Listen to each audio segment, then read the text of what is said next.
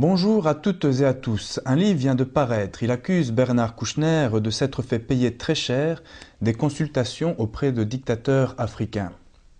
Manifestement, le sujet intéresse puisque Investigation a reçu plus de 250 mails de réactions et de questions sur le sujet.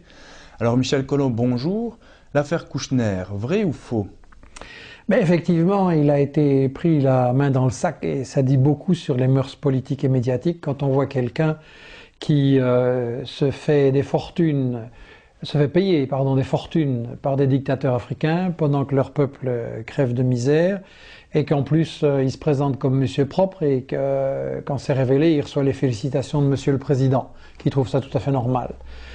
Mais je pense que c'est important d'aller au-delà du livre et des motivations personnelles de son auteur, aller plus loin parce que je pense que ce qui est important, c'est de montrer que cet homme, Bernard Kouchner, en réalité a menti depuis longtemps, depuis le début. Il a menti aux Français, il a menti à l'opinion internationale.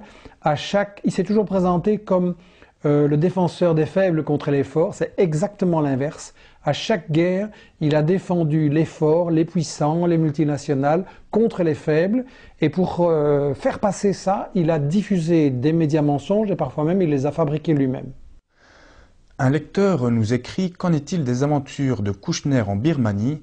A-t-il réellement blanchi les pratiques de travaux forcés dont est accusé Total? A-t-il été payé 25 000 € pour cela?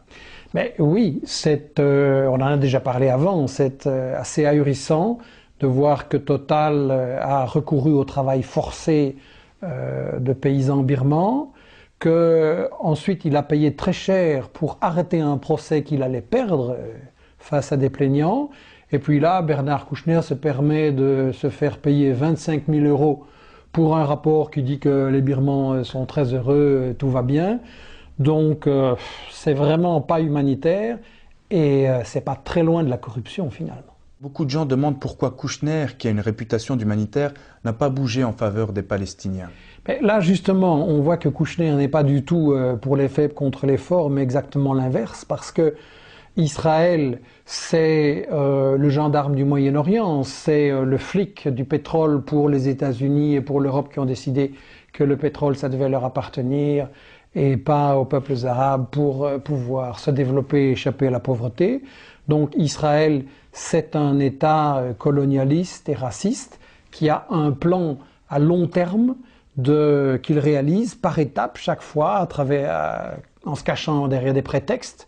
Un plan de vider la Palestine de ses habitants et de coloniser cette terre et les pays environnants. Donc par rapport à ça, Kouchner non seulement il n'est pas humanitaire, mais comme Sarkozy, il est sioniste, c'est-à-dire qu'il soutient à fond le droit d'Israël d'être la dernière colonie du monde parce que les Occidentaux veulent contrôler le pétrole. Donc là effectivement, Kouchner comme Sarkozy, ils n'ont pas du tout été au milieu ni humanitaire, ils ont aidé à fond Israël.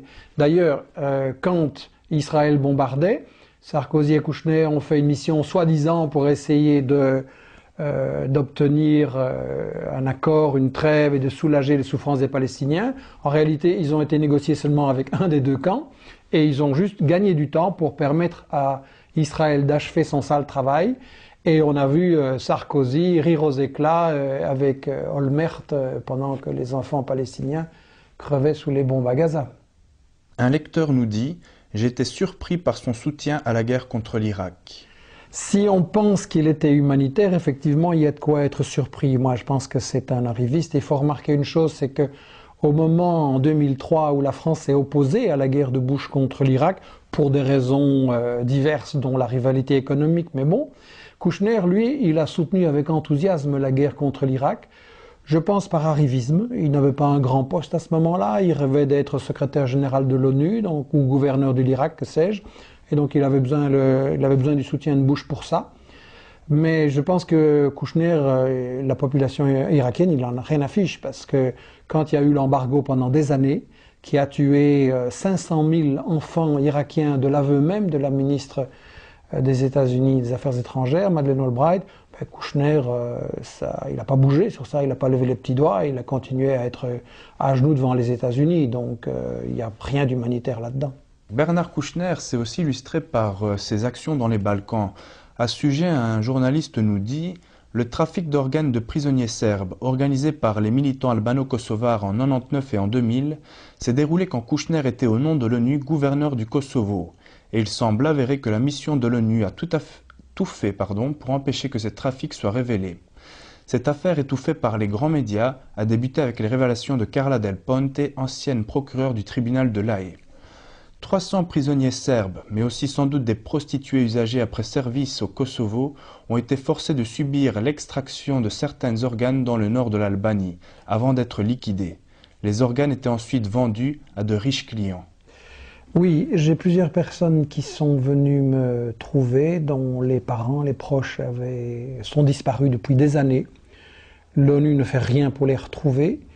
Bernard Kouchner non plus. Il y a eu des manifestations récemment dans la région et ils ne font absolument rien. C'est vraiment un scandale. Vous avez beaucoup travaillé sur la Yougoslavie. Vous êtes l'auteur de 2 livres et avez co-réalisé un film sur le sujet. Vous avez des reproches bien précis à faire à M. Kouchner?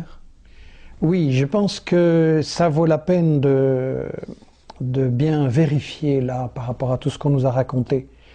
Je voudrais signaler qu'un analyste canadien, Sosudowski, a dit au Kosovo, l'OTAN, donc les États-Unis et l'Europe, a fait un mariage de raison avec la mafia albanaise. Et effectivement, il faut constater que maintenant, avec l'occupation de l'OTAN au Kosovo, cette région est devenue un État sans droit, la plaque tournante du trafic de l'Asie vers l'Europe pour la drogue, mais aussi des armes, des femmes. C'est vraiment un État aussi où règne le nettoyage ethnique, où non seulement les minorités serbes, mais aussi les Roms, donc les Gitans, les musulmans, les Ashkanis, les Goranes, parce qu'il y a toute une série de minorités nationales dans cette région, sont victimes du nettoyage ethnique, des protégés de l'OTAN, qui vivent vraiment dans des ghettos. Au fond, ils sont dans la même situation que les Palestiniens. Et on n'en parle absolument pas. Et donc là, par contre, quand on voit toutes ces souffrances que l'OTAN a provoquées là, il y a une chose qui frappe.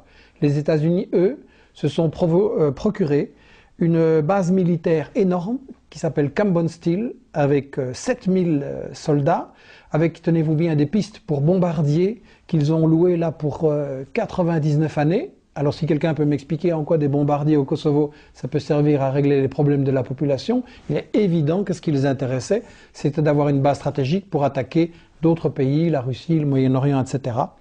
Donc je pense que quand on voit tout ça, c'est une question, sur ce conflit, il faut justement se poser des questions. Il faut voir comment Kouchner et d'autres nous ont manipulés. Moi, je voudrais signaler que l'homme qui a organisé la mise en scène et la communication de l'OTAN sur ce conflit du Kosovo s'appelait Alastair Campbell, c'était le conseiller en opération psychologique de Tony Blair. C'est lui qui a aussi inventé les armes de destruction massive comme prétexte pour attaquer l'Irak. Donc il faut bien réfléchir à ça. En outre, sur le Kosovo, Kouchner a dit à un moment donné, il y a eu un génocide, il y a eu 11 000 victimes, on a les preuves, le lendemain il a dû se rétracter parce que tous les experts disaient que c'était bidon. De même, sur le soi-disant génocide qui aurait justifié que l'OTAN intervienne et bombarde la Yougoslavie, j'ai eu un débat avec M. Djemichi, qui était le porte-parole de l'OTAN ici à Bruxelles, et il a bien dû reconnaître dans un débat, et on a les traces, ça existe sur vidéo, qu'il n'y avait pas eu de génocide et qu'en fait on avait manipulé l'opinion sur ça. Alors le rôle de Kouchner dans cette affaire, il est grave justement, parce que je disais tout à l'heure, Kouchner c'est l'homme qui se présente soi-disant défenseur des faibles, mais en réalité il défend les forts contre les faibles. Et le droit d'ingérence, c'est quoi? C'est le droit des puissances coloniales, néocoloniales, d'aller intervenir dans les régions où il y a des richesses sur lesquelles on peut faire main basse, des zones stratégiques qu'on veut contrôler. Et le droit d'ingérence de Kouchner, c'est rien d'autre que la nouvelle version du colonialisme. Donc je pense que Kouchner, effectivement, est un imposteur, qui n'est pas un humanitaire, qui ne défend pas les faibles et que quelque part c'est un colonialiste.